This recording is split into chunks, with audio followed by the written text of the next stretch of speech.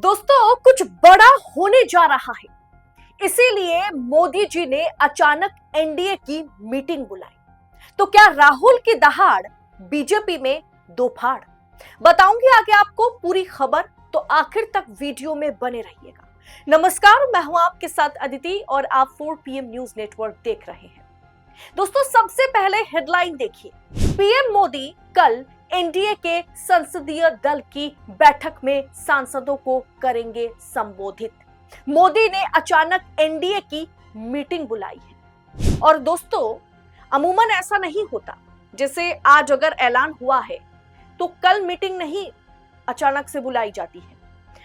आज अगर ऐलान किया जाता है तो 3-4 दिन बाद या एक तय समय सीमा दिया जाता है, क्योंकि ज्यादातर जो भी एनडीए के मुखिया हैं, जैसे टीडीपी के चंद्रबाबू नायडू, नीतीश कुमार, एकनाथ शिंदे, अजित पवार, ऐसे जितने भी नेता हैं, सबको अपने अपने राज्य से दिल्ली आना पड़ता है। अब अचानक ही अगर आप जब अचानक से आप कहते हैं कि मीटिंग है और कल मीटिंग है, आज आप कहते हैं शाम तक कि कल मीटिंग है, तो ये तब होता है जब कैबिनेट में या देश में कुछ बड़ा होने वाला होता है। मोदी जी ने अचानक से एनडीए की 4 तारीख को वो ऐलान करते हैं कि 5 तारीख को मीटिंग है। अब 5 अगस्त को कुछ बड़ा होने जा रहा है। क्यों कहा जा रहा है कि 5 अगस्त कुछ बड़ा होगा? प्रधानमंत्री मोदी मंगलवार को भाजपा संगठन दल यानी एनडीए के सांसदों की संसदीय बैठक को संबोधित करेंगे। ये बैठक लंबे समय के बाद हो रही है, जिसमें एनडीए के सभी सांसद शामिल होंगे और मुखिया भी शामिल होंगे।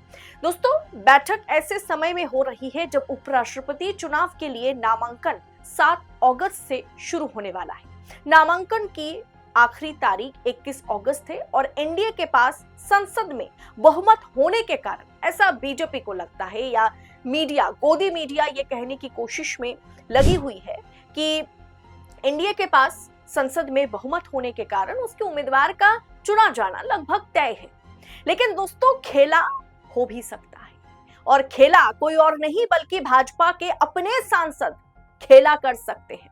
3 अगस्त को पहले प्रधानमंत्री राष्ट्रपति द्रौपदी मुर्मू से मुलाकात करते हैं, फिर रात को अमित शाह राष्ट्रपति द्रौपदी मुर्मू से मिलते हैं। अब अचानक एक ही दिन में दोनों का मिलना अलग अलग समय पर कई अटकलों को जन्म दे दिया है।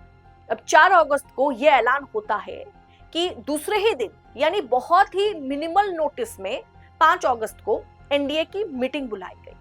अब दोस्तों, इससे 3 चीजों पर बातें की जा रही है, या 3 चीजों पर अटकलें लगाई जा रही है कि क्या क्या आगे चल के मोदी जी कर सकते हैं या क्या क्या हो सकता है। 3 चीजों पर सरकार बुरी तरीके से अभी घिरी हुई है, जिसमें कहीं ना कहीं सरकार निकलना चाह रही है, खास करके मोदी और शाह। पहला है कि कैबिनेट में एक बड़ा फेरबदल हो सकता है। जी हाँ, मोदी कैबिनेट में एक बड़ा उलटफेर हो सकता है। पहले भी बताया था मैंने आपको, कई मर्तबा बतलाया कि कैबिनेट में मंत्री जो है, कैबिनेट से मंत्री उपराष्ट्रपति बनाए जाएंगे और योगी आदित्यनाथ की एंट्री यूपी से मोदी कैबिनेट में होगी, ताकि यूपी में अमित शाह की पकड़ बन जाए। अमित शाह जो योगी के चलते यूपी में कुछ कर नहीं पा रहे हैं, वो योगी को बकायदा, अब योगी के भी फैन फॉलोइंग है, ऐसे बहुत से लोग हैं जो मतलब भारतीय जनता पार्टी के भीतर, या आप कह सकते हैं जो कथित हिंदू समाज है, वो योगी के काफी करीबी माने जाते हैं। योगी को अगर मोदी शाह कुछ कहते हैं तो ये लोग योगी के सपोर्ट में मोदी शाह को गाली देने लगते हैं। अब ऐसे में योगी को रातों रात पद से हटा करके अब घर नहीं बिठा सकते। योगी आदित्यनाथ को भाजपा आलाकमान ऐसा प्लान कर रहे हैं, अंदर खाने की खबर है कि योगी आदित्यनाथ को यूपी से, लखनऊ से दिल्ली बुलाया जाएगा और दिल्ली में मोदी कैबिनेट में जो मिनिस्टर्स हैं, उनमें से किसी एक को राज्यसभा में सभापति के तौर पर और उपराष्ट्रपति के तौर पर अब एक तरीके से राज्यसभा भेजा जाएगा, उन्हें उपराष्ट्रपति बनाया जाएगा। अब दोस्तों, योगी के रहते दिल्ली में, मतलब योगी सीएम बने हुए हैं उत्तर प्रदेश के, अब योगी के रहते हुए दिल्ली में लखनऊ से खबर पहुंचाने वाले को इनाम मिल सकता है, उन्हें सीएम की कुर्सी दी जा सकती है और उसी पर चर्चा हो रही है। अब नड्डा या फिर राजनाथ सिंह का नाम सबसे ऊपर है। जेपी नड्डा या राजनाथ सिंह या किसी भी कैबिनेट मिनिस्टर को उपराष्ट्रपति का पद दिया जाएगा।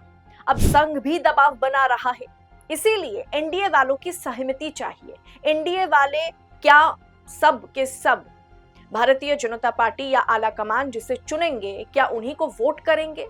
क्योंकि उपराष्ट्रपति चुनने की इजाजत सबको है, और अगर कोई भी इसमें क्रॉस वोटिंग करता है, कोई भी विपक्ष के उम्मीदवार को अगर सपोर्ट करता है, तो सरकार या जो सत्तारूढ़ पार्टी है वो कोई एक्शन नहीं ले सकती। इसमें व्हिप जारी नहीं होता। इसमें आप खुल करके किसी को भी वोट कर सकते हैं, ये आजादी है उपराष्ट्रपति चुनाव के लिए। अब ऐसे में दोस्तों संघ दबाव बना रहा है कि भारतीय जनता पार्टी आला कमान उनके साथ बैठ करके बात करके किसी ऐसे उपराष्ट्रपति, किसी ऐसे व्यक्ति को, ऐसे नेता को उपराष्ट्रपति बनाए ताकि भारतीय जनता पार्टी के आला कमान उन पर दबाव न बना सके। वो एक ऐसा चेहरा हो जो संघ की तरफ से हो। अब ऐसे में दोस्तों क्रॉस वोटिंग कहीं ना हो जाए, इसके लिए लगातार भारतीय जनता पार्टी के आलाकमान या मोदी शाह कोशिश कर रहे हैं। वो इंडिया वालों को भी समझाने की कोशिश कर रहे हैं कि आप अपना उम्मीदवार मत उतारिए। अब एनडीए की मीटिंग बुलाई गई, एनडीए संसदीय बैठक बुलाई गई है ताकि ये सुनिश्चित हो जाए कि जब 9 सितंबर को वोटिंग होनी है तब कोई क्रॉस वोटिंग ना करे। ये एक थ्योरी है कि इसलिए मीटिंग बुलाई गई, इसलिए शायद मोदी जी या अमित शाह द्रौपदी मुर्मू से मिले। अब दूसरा बड़ा पॉइंट यह है कि सरकार कोई बड़ा बिल ला सकती है। जी हाँ, एकदम अचानक से बिना कुछ बात करे, बिना कुछ किसी को भनक दिए सरकार एक बड़ा बिल ला सकती है, संसद में कल पेश कर सकती है ताकि विपक्ष के पास इसके लिए होमवर्क करने का कोई जगह ना बचे और बड़े आसानी से वो पास हो जाए। एकदम अचानक से कोई सरकार बिल ला सकती है, क्योंकि अक्सर हमने इससे पहले देखा है कि 5 अगस्त को 370 पर बिल लाया गया था सदन में। 5 अगस्त को राम मंदिर का शिलान्यास हुआ था। अब 5 अगस्त का कुछ ना कुछ खेल है, तो क्या वाकई 5 अगस्त को सरकार कुछ बड़ा बिल सदन में ला सकती है? तीसरा पॉइंट यह है कि चुनाव आयोग ने पिछले कुछ चुनावों में, महाराष्ट्र का चुनाव, हरियाणा का चुनाव, लोकसभा चुनाव, छत्तीसगढ़ चुनाव, राजस्थान चुनाव, इसमें धांधली की है। ये आरोप विपक्ष, ये आरोप राहुल गांधी एलओपी लगा रहे हैं। तीसरा पॉइंट मेरा यह है कि चुनाव आयोग ने पिछले कुछ चुनावों में जो धांधली की है, जो आरोप लगातार विपक्ष लगाता आ रहा है, पिछले कुछ चुनावों की बात की जाए तो राहुल गांधी ने साफ किया है, साफ कर दिया उन्होंने कि उनके पास प्रूफ है, ऐसा सबूत है कि अगर वो प्रेस कॉन्फ्रेंस करते हैं तो एटम बॉम्ब फटेगा। और ये ऐलान भी हो गया है 5 अगस्त को राहुल गांधी प्रेस कॉन्फ्रेंस करेंगे और जो भी सबूत उनके पास है वो मीडिया के सामने रखेंगे। यानी 5 अगस्त को राहुल गांधी जिस एटम बॉम्ब की बात कर रहे हैं वो एटम बॉम्ब फट सकता है। क्या उससे पहले तैयारी की जा रही है ताकि चुनाव आयोग ने धांधली की है या किसके इशारे पर की है, क्यों किया है, ये सब कुछ अगर बाहर आ जाए तो सबके सब नंगे हो जाएंगे। अब क्या इसीलिए 5 अगस्त की तैयारी हो रही है? क्या राहुल गांधी पर कुछ बड़ा एक्शन हो सकता है? तमाम चीजें हैं दोस्तों, लेकिन मूल 3 चीजों पर बातें हो रही है। एक तो सरकार कोई बड़ा बिल ला सकती है, वो चुनाव से जुड़ा हुआ बिल भी हो सकता है। दूसरा यह है कि क्या राहुल गांधी जो प्रेस कॉन्फ्रेंस करने की धमकी दे रहे हैं कि उनके पास चुनाव आयोग के खिलाफ सबूत है, सत्तारूढ़ पार्टी के खिलाफ सबूत है कि गठजोड़ के जरिए विपक्ष को और वोटर्स के साथ गलत किया जा रहा है, लोकतंत्र का गला घोटा जा रहा है, चुनाव प्रक्रिया में धांधली करके। ये जो प्रूफ उनके पास है, सबूत है, एटम बॉम्ब उनके पास है, जिसको फोड़ने की बात राहुल गांधी कर रहे हैं। तो क्या राहुल गांधी पर कुछ बड़ा एक्शन लिया जाएगा? क्योंकि महज एक दिन पहले ही सुप्रीम कोर्ट ने राहुल गांधी को फटकार लगाई, राहुल गांधी को कहा कि ये सच्चे भारतीय नहीं है। अगर ये अच्छे और सच्चे भारतीय होते तो गलवान वैली को लेकर के इस तरीके से सरकार के खिलाफ बात नहीं करते। या उपराष्ट्रपति को लेकर के सरकार ये कंफर्म करना चाहती है कि कोई क्रॉस वोटिंग ना हो, संघ हमारे पर दबाव ना बना सके, विपक्ष के उम्मीदवार ना जीत जाए। क्या इसे लेकर के ये एनडीए की बैठक बुलाई गई है?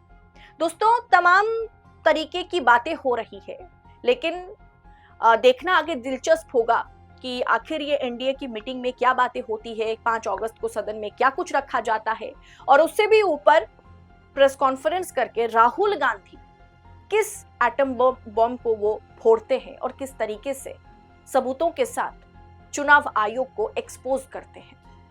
फिलहाल दोस्तों, जो भी हलचल तेज है राजनीतिक गलियारों में, मेरा काम है वो आप तक पहुंचाना, हर एक एस्पेक्ट्स पर बात करना कि क्या हो सकता है, क्या नहीं हो सकता, किन चीजों पर राजनीतिक गलियारों में हलचल तेज है, वो सारा सब कुछ मैंने आप तक पहुंचाने की कोशिश की है। अब इन तमाम चीजों में से आपको क्या लगता है कि 5 अगस्त को क्या कुछ होने वाला है राजनीति में?